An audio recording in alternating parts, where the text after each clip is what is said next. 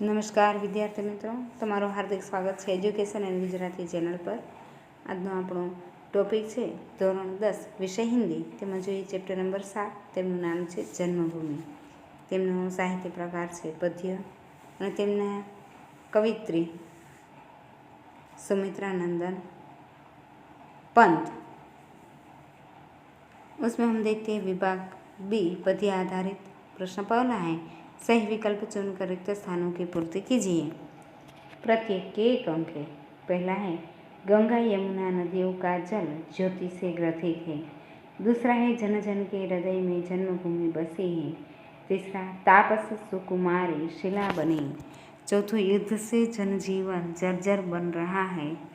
पांचवा जननी जन्मभूमि स्वर्ग से भी महान है। छठा है भारतवर्ष का भाल हिमालय है।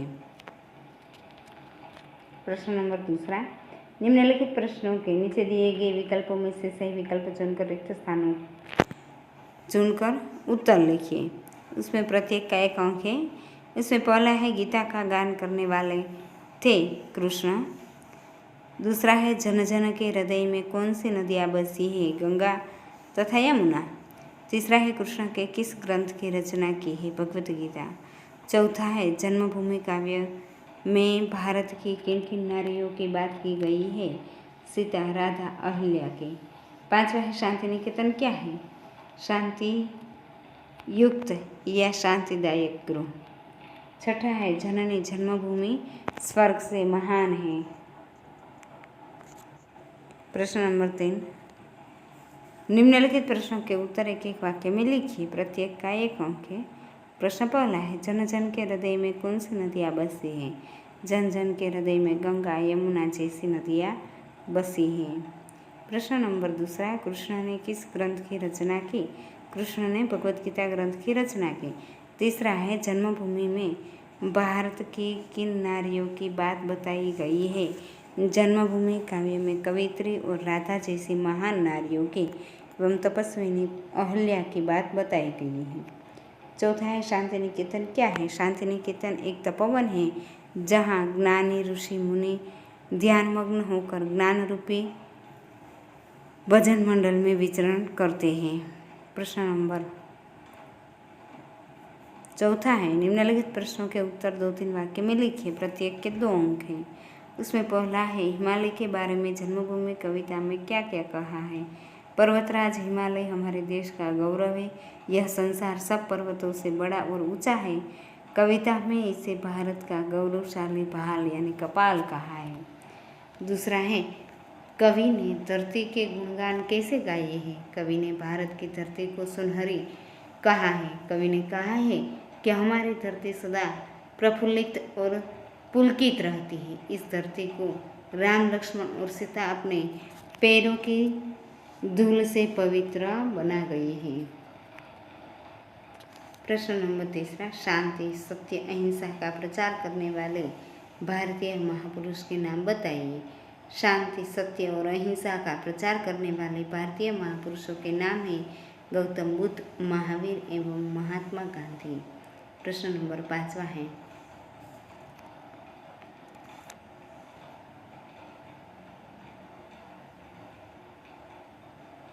निम्नलिखित प्रश्नों के उत्तर 4-5 वाक्य में लिखिए। प्रत्येक के 3 अंक हैं।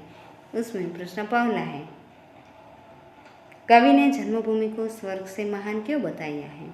मनुष्य को अपनी जन्मभूमि से बहुत लगाव होता है। वह कहीं भी रहे पर उनका मन अपनी जन्मभूमि में पहुंचने के लिए लालायित रहता है। अपनी जन्मभूमि की धरा, नदियाँ, पर्वत, महापुरुष, महान नारियाँ, परंपराएं, रीत रिवाज उसे बांधे रहते हैं। वह अपनी जन्मभूमि के लिए अपना सर्वस्व त्याग करने के लिए तैयार रहता है। इस तरह कवि ने जन्मभूमि को स्वर्ग से महान बताया है। दूसरा है जन्मभूमि कविता में मातृभूमि की क्या क्या विशेषताएं बताई गई है। कवि ने भारत भूमि को स्वर्ग से भी महान बताया है। कवि ने हिमालय को भारत भूमि का भाल बताया है।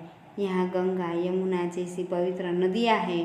भारत की धरती सुनहरी और हरी भरी है। राम लक्ष्मण और सीता ने इसे अपने चरण रज से पवित्र किया है।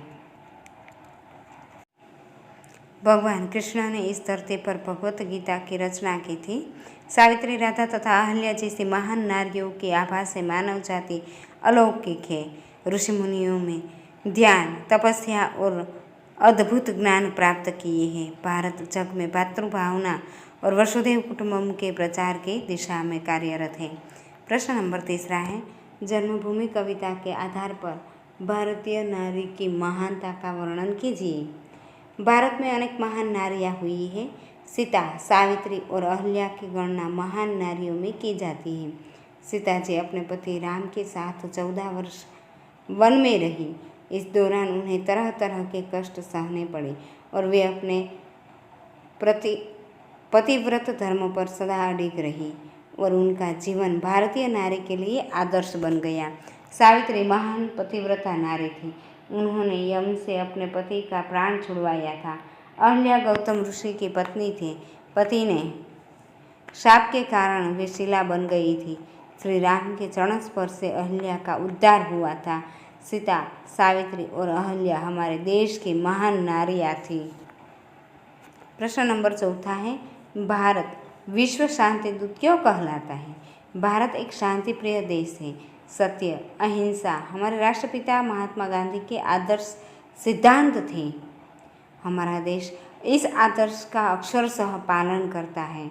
जब भी कभी विश्व में किसी देश में शांति भंग होती है तो भारत सबसे पहले आगे आकर शांति स्थापित करने की दिशा में पहल करता है। भारत की शांति सेना राष्ट्रसंघ के तत्वावधान में शांति स्थापित करने का कार्य करती है। शांति स्थापित करने में सदा अग्रणी रहने के कारण भारत को विश्व शांति दूत कहा जाता है। प्रश्न नंबर 6, निम्नलिखित पंक्तियों का आशय स्पष्ट कीजिए। प्रत्येक के 3 अंक हैं। उसमें पहला है, जिसका गौरव भाल हिमालय। समझो कि मनुष्य के शरीर में उसका भार यानी कपाल सबसे महत्वपूर्ण अंग माना जाता है। हिमालय संसार में सबसे बड़ा और सबसे ऊंचा पहाड़ है। इसे भारत का सिर कहा जाता है। इस तरह हिमालय भारत का गौरव है। दूसरा है, जड़ता बनी चेतना सरसी। गौतम ऋषि की पत्नी तपस्विनी अहल्या पति के शाप के कारण शिला के रूप में परिवर्तित हो गई थी। एक जीती जागती नारी चेतन से जड़ बन गई थी। वर्षों बाद राम के चरण स्पर्श वह पुनः चेतनावस्था में आ गई थी। तीसरा है, वह वसुधैव बना कुटुंबकम। आज चारों ओर युद्ध का माहौल है, पर भारत मानव जाति को युद्ध से छुटकारा दिलाने के लिए मंत्रोच्चार यानी सुझाव के द्वारा विश्व में शांति का प्रचार करने में लगा है। वह पृथ्वी पर रहने वाले सभी लोगों के परिवार की तरह मिलजुल कर रहने वाले सभी लोगों को परिवार की तरह मिलजुल कर रहने की सीख दे रहा है। विभाग सी, व्याकरण आधारित। उसमें प्रश्न पहला है, निम्नलिखित शब्द समूह के लिए एक शब्द लिखिए। प्रत्येक का 1 अंक है। उसमें पहला है, वह स्थान या देश जहाँ किसी का जन्म हुआ हो, जन्मभूमि। दूसरा है, बर्फ से ढका पर्वत, हिमाचल। तीसरा है, भारत में सबसे पवित्र मानी जाने वाली नदी, गंगा। चौथा है, शाप के कारण अहल्या को मिला रूप, शिला। 5वां है, जन्म देने वाली जननी। 6ठा है, देवताओं का लोक, स्वर्ग। 7वां है, सत्यवान की पत्नी, सावित्री। और 8वां है, तप करने के लिए वन, तपोवन। प्रश्न दूसरा है, निम्नलिखित संधि को छोड़िए। प्रत्येक का 1 अंक है। तपोवन, तपः प्लस वन। मंत्रोच्चारण, मंत्र प्लस उच्चारण। तीसरा है, वसुधैव, वसुधा प्लस एव। हिमालय, हिम प्लस आलय। प्रश्न तीसरा है, निम्नलिखित शब्दों के पर्यायवाची शब्द लिखिए। बाल यानी मस्तक, हिम बर्फ, ज्योति प्रकाश, शिला पर्वत, विचरण घूमना, गौरव पतझड़, मूली धूली धूल, जग संसार। प्रश्न नंबर 4 है, निम्नलिखित समास को पहचानिए। जन्मभूमि तत्पुरुष, मंत्रोच्चार तत्पुरुष, गंगा यमुना द्वंद्व, ज्योतिग्रथित तत्पुरुष, राम लक्ष्मण द्वंद्व, पदधूलि तत्पुरुष, तपोवन तत्पुरुष, ध्यानावस्थित तत्पुरुष, युद्ध जर्जर तत्पुरुष અને જગજીવન તત્પુરુષ।